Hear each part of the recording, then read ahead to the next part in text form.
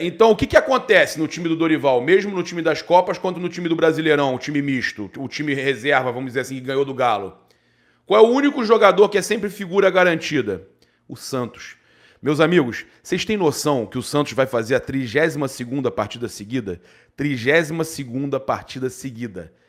32ª partida seguida. Vocês têm noção do que é isso? Jorge Mendes, valeu, Jorge. Davi Luiz é o nome dele. Cara, vocês sabem o que é 32 jogos seguidos sem se machucar, sem um migué, sem nada? Um cara, o Santos é um cara que ele quer estar à disposição. Ele quer estar à disposição. É isso que é o mais legal, né? O Santos querer estar à disposição. E fora isso, você não vê o Santos falhando. São 32 jogos que você tem, beleza, uma falha? Talvez, uma falha. Mas 32 jogos seguidos é algo inacreditável e é o que o Santos vai chegar. Esse aí tá levando o Flamengo pro título. Se tem alguém responsável pelo título do Flamengo, é a chegada do Santos. E essa contratação, essa aí sim, bater palma pra diretoria. Que contratação. Que mesmo criticado, eu mesmo, quando começaram a pensar no Santos, falei, pô, cara, não levo muita fé no Santos. E queimou minha língua. E eu sou um cara que eu falo, tá? Quando eu erro, eu falo. Foram várias vezes que eu falei, jogador não vai dar certo e não dava certo. Foram várias vezes que eu falei que ia dar certo e dava certo. E depois falava, agora que deu certo, você tá falando, né, paparazzo? Não. O Santos eu falei. Quem lembra aqui que eu falei? Cara, não levo muita fé nesse Santos. Eu falei aqui. Sabe por que isso? Porque eu sou verdadeiro, velho.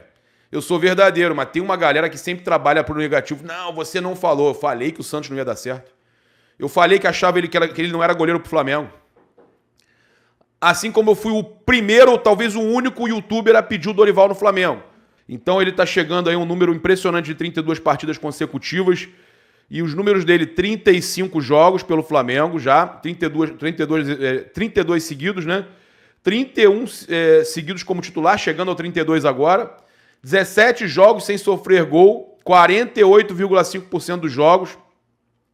23 gols sofridos, média de 0,65 por jogo. Olha a média do Santos. Papa, o que mudou? Porque agora ninguém se machuca mais, graças a Deus. O que mudou é que eu sempre falei que a culpa não era do Tanuri. A culpa não era do Tanuri. O Tanuri é espetacular, velho. A culpa, sabe de quem era? Era do próprio departamento de futebol, que não dava ao Tanuri os meios para ele ter uma gestão perfeita no departamento médico. Agora eles contrataram um fisiologista bom pra caramba, um cara que veio lá do Atlético Paranaense, contrataram um monte de gente boa, o Flamengo voltou a contratar como no tempo do Jorge Jesus, no departamento médico, e agora o Flamengo não machuca mais ninguém. Agora não machuca mais ninguém. Não é caô não, Daniel Xavier. É a realidade, tá todo mundo vendo, os jogadores não machucam mais. Isso é gestão, cara. Isso é gestão. Futebol, tudo é gestão. Rodrigo Caio. Cara, o Rodrigo Caio é um problema à parte. Ele tem problemas aí seguidos, né, diferentes. Ele luta contra essa série de problemas que ele tem, cada hora num lugar. Infelizmente, é um problema que ele tem, que eu tenho certeza que em 2023 ele vai estar melhor. E foi uma decisão do próprio Rodrigo Caio. Ele falou isso. Não joga pra cima do Tanuri, não. O próprio Rodrigo falou que ele quis tentar o método conservador sem cirurgia e não deu certo. O Tanuri avisou a ele que poderia não dar certo, não deu certo. E o Rodrigo Caio, então, ele continuou pela forma conservadora até agora ter que fazer a cirurgia, tá? Papa, o Francisco Júnior, Papa, a Arrasca deve jogar só mais 2 jogos, na sua opinião, no caso as finais? Sim, sim. O Arrasca é uma preocupação grande, tá? Mas eu conversei com uma fonte do departamento médico que garantiu que ele está melhor do que é verdade o que o Dorival falou na coletiva, e me garantiu que ele está melhor do que no primeiro jogo contra o Corinthians, que ele não jogou 100% contra o Corinthians. Que ele está num momento difícil, o Arrasca, por causa do pubis, que não vai ser agora que eles vão conseguir tratar 100%, e que ele está sendo preparado para esses 2 jogos, e que depois ele vai ter que ficar um bom tempo sem atividade durante a Copa do Mundo, né? Vai ser difícil a Copa do Mundo para ele, tá? o Uruguai vai ter um problema sério. O Uruguai vai ter um problema sério. Eu queria falar rapidinho sobre essa questão do Arrascaeta, só para não esquecer, porque o médico da seleção do Uruguai já definiu com o Tanuri e está esperando acabar a final da Libertadores. E há uma expectativa que, se por acaso o Flamengo consegue um placar bom já no primeiro tempo ou no meio do segundo tempo, o Flamengo abre. Deus nos escute, pelo amor de Deus, que o Flamengo consiga um bom resultado já no meio do segundo tempo. O Arrascaeta é sacado, né? O Flamengo sabe da preocupação do jogador também de jogar a Copa do Mundo. Ainda tem isso, tem essa preocupação. Então o Arrascaeta joga esses 2 jogos decisivos e o Flamengo entrega ele para a seleção do Uruguai.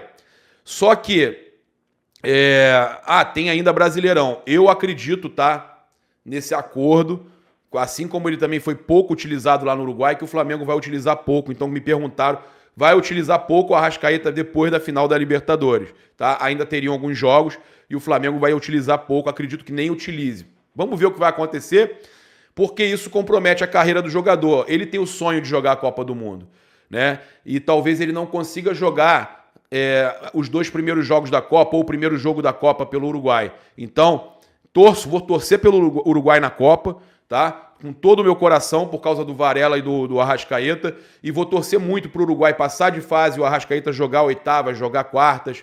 Papa, você acha que o Varela tem condições de ser titular nesse time? Inclusive, eu acho que ele deveria ser titular no jogo na final da Libertadores, tá? Ele mostrou ter qualidade para ser titular, e o Flamengo pode utilizar esses jogos aí de Brasileirão né, já que não pode usar ele na Copa do Brasil, não pode usar o Varela na Copa do Brasil, não foi inscrito. Então é uma possibilidade utilizar o Varela na final da Copa Libertadores, tá? Então o que passaram para mim, pessoas muito próximas ao Landim, é que a questão do estádio, o Flamengo está sim buscando comprar o terreno, buscando resolver a questão do terreno, mas que não vai ser de uma hora para outra. O Flamengo já sabe que essa construção de estádio não vai ser esse ano, em 2023. Que não vai ser, que se conseguir começar em 2024 já é muito, que não é para agora. Então todo aquele rebuliço não foi para agora, não vai resolver agora, tá? E aí, o que acontece? O Flamengo, então, segue o plano para ter o seu estádio próprio, tá? Isso é uma certeza, que o Flamengo quer ter o seu estádio próprio. E eu falei com essa fonte ligada à diretoria, que garantiu que o Landim está fazendo de tudo para resolver a questão da compra do terreno. Depois, tem uma série de autorizações. Falou para mim que não é rápido para conseguir a liberação do terreno para construção e para presença de público, uma série de coisas, construção urbana, uma série de coisas, porque o terreno tem uma contaminação, tem a descontaminação do terreno, tá? E aí tem que se ver qual é o prazo de tempo, se é 1 ano, 2 anos para poder construir. Então, não vai ser rápida essa construção do estádio. Não tem como ser 6 meses, 1 ano para começar a botar a pedra fundamental. Tá? Então o Flamengo, o primeiro passo que está tentando resolver é a compra do terreno, tá? E não é mentira, é verdade, o Flamengo está buscando resolver a questão com a Caixa Econômica do gasômetro. Depois que fizer a descontaminação e resolver e houver a liberação para construir, aí tem que ser feito o projeto todo, tá? Primeiro tem que ser feito o projeto todo, também tem isso. Já começa a descontaminação e prepara-se o projeto para aprovar a construção. E aí nesse projeto, tá? Você tem shopping, você tem o estádio, você tem... E antes disso, você já começa, a partir do momento que você compra o terreno e tem a autorização para a construção, você tem a venda dos assentos, né, cativos, né, das cadeiras cativas, que pode ser 8 mil assentos, né, de 60 a 100 mil reais cada assento, o que geraria um valor mais do que suficiente para o Flamengo começar as obras e arcaria com boa parte da construção. E aí você tem uma outra coisa que vai arcar a construção do Flamengo. O que vai sair caro? O terreno. Mas o terreno pode ter a participação do BRB. O presidente do BRB já me falou que quer participar e que vai fazer uma ação, inclusive, envolvendo a torcida do Flamengo. Então,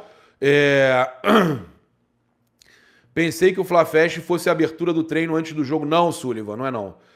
Aí o Flamengo vai fazer a construção, E aí tem, para a compra do terreno e construção, a ajuda da venda de cativa e a ajuda do BRB, que quer entrar também com a questão do naming rights.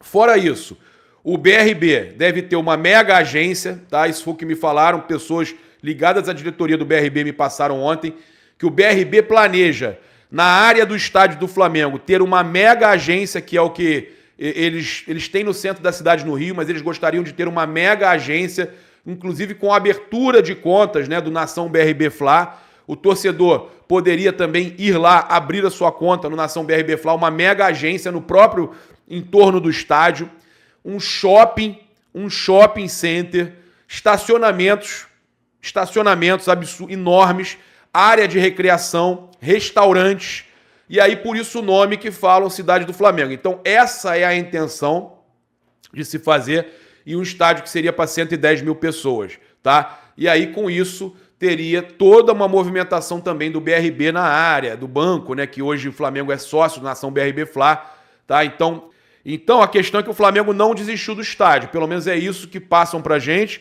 Tem pessoas ali no Flamengo, tá? Acabou que eu não postei.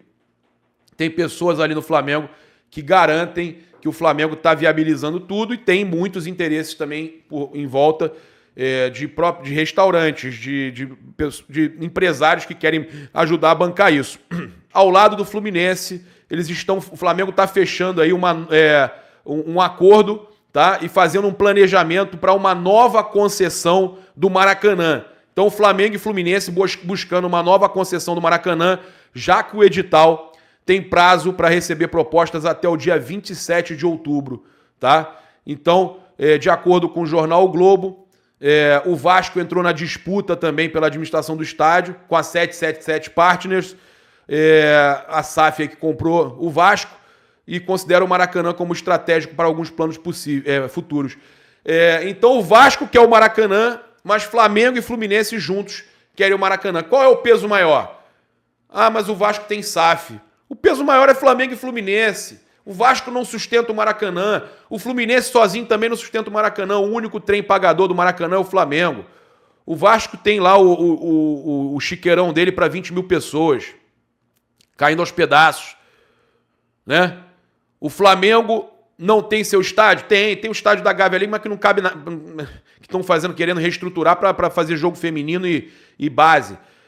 Mas o Flamengo não tem um estádio efetivo, um estádio de verdade, que nem o Vasco tem também. Estádio de verdade para 50, 60, 70 mil ninguém tem aqui no Rio. Até porque o Engenhão não é do Botafogo, né? É concessão também lá. Mas de qualquer forma, o Flamengo vai buscar essa concessão para ficar tranquilo com o Fluminense, e ele é o único trem pagador que a gente sabe, e aí o Flamengo fica tranquilo com o Fluminense no Maracanã mais um tempo, e aí o Flamengo com toda a tranquilidade vai atrás da construção do seu estádio.